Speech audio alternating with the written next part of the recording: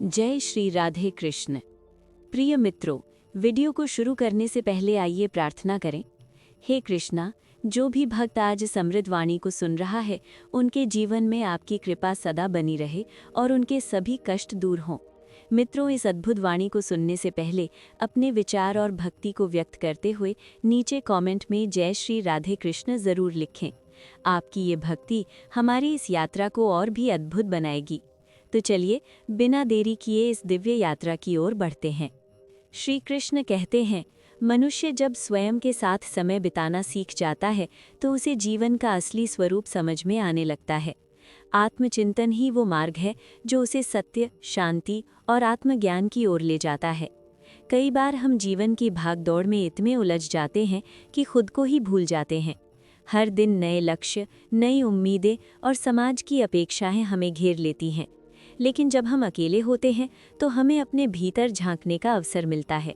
ये अकेलापन कोई अभिशाप नहीं, बल्कि एक अनमोल उपहार है जो हमें खुद को समझने और अपने जीवन के लक्ष्य को स्पष्ट करने का मौका देता है। कल्पना कीजिए, एक शांत झील के किनारे बैठे हुए हैं।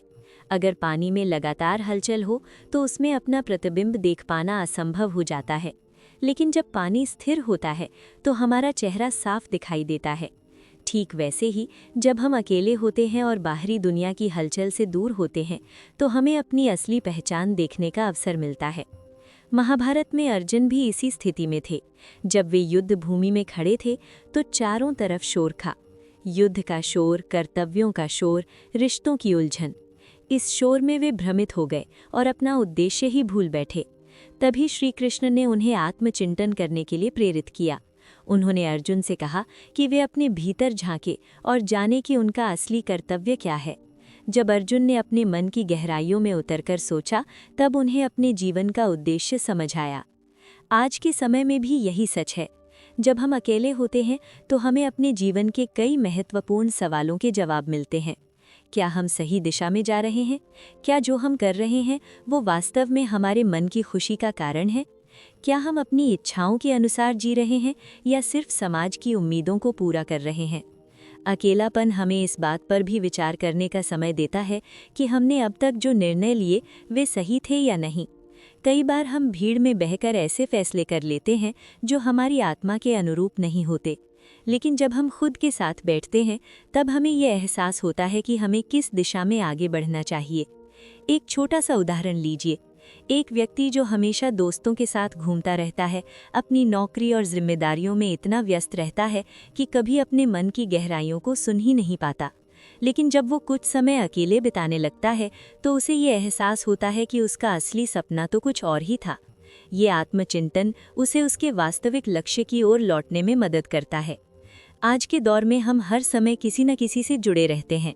मोबाइल, सोशल मीडिया, टीवी और अन्य कई चीज़ें हमारे मन को शांत होने का अवसर ही नहीं देती। लेकिन अगर हम सच में खुद को समझना चाहते हैं तो हमें कुछ समय अकेले रहकर आत्मचिंतन करना ही होगा। श्री कृष्ण कहते हैं कि जब मनुष्य अपनी आत्मा की आवाज़ सुनना सीख जाता है तो उसे बाहरी दुनिया के शोर से प्रभावित होने की ज़रूरत नहीं होती।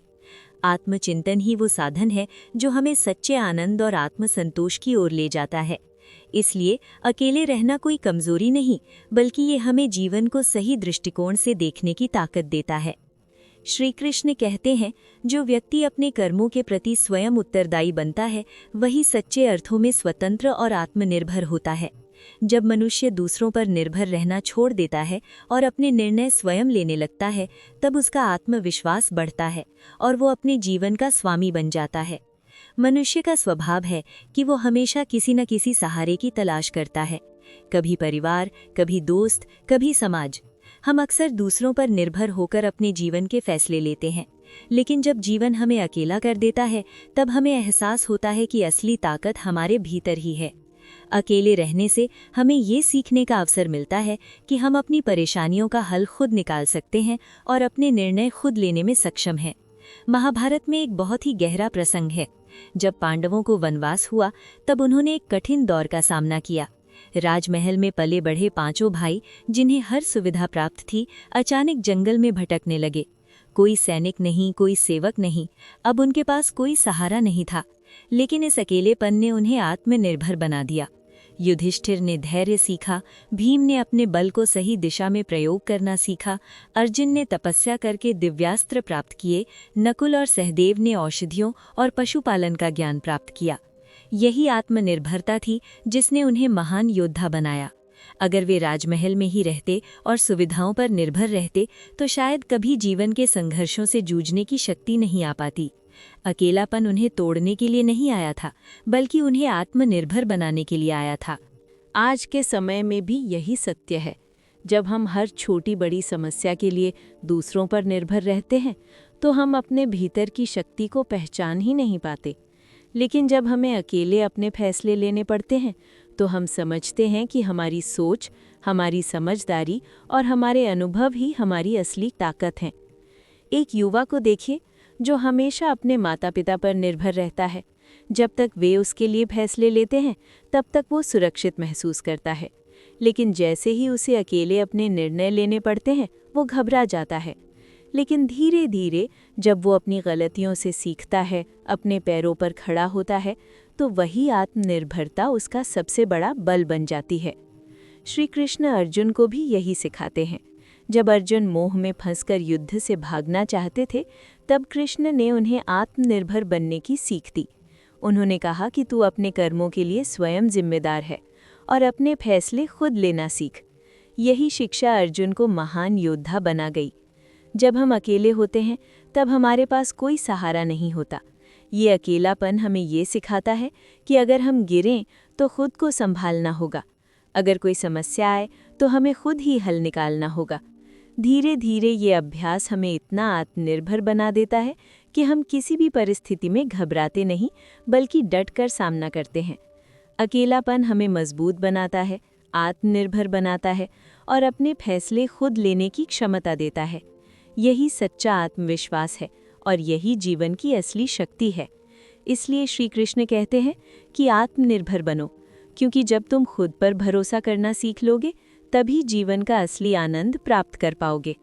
श्री कृष्ण कहते हैं, जो व्यक्ति स्वयं के भीतर शक्ति को खोज लेता है उसे बाहरी सहारे की आवश्यकता नहीं पड़ती।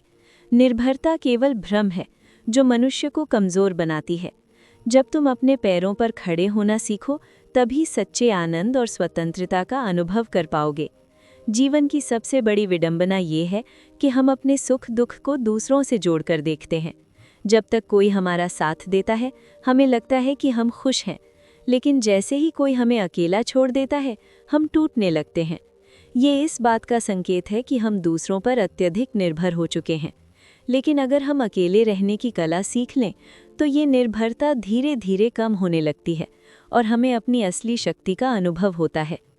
कल्पना कीजिए कि आप एक सुंदर नाव में बैठे हैं, लेकिन आपकी नाव किसी और के सहारे बंधी हुई है। आप तभी तक आगे बढ़ सकते हैं जब तक दूसरा व्यक्ति चाहे, लेकिन एक दिन वो सहारा हट जाता है और आप देखते हैं कि आपकी नाव अब स्वतंत्र है, लेकिन आपको खुद ही उसे चलाना होगा। अगर आपको नाव चलानी नहीं आती तो आप घबरा जाएंगे, लेकिन अगर आपने पहले ही इसे चलाना सीख लिया हो तो आप खुशी से अपने सफ़र पर निकल पड़ेंगे। महाभारत में द्रौपदी का जीवन इस सत्य का सबसे बड़ा उदाहरण है। जब उसके साथ अन्याय हुआ तो उसने सबसे पहले अपने पतियों की ओर देखा, फिर गुरुजनों की ओर, लेकिन कोई आगे नहीं आया। अंत में उसे समझ आया कि कोई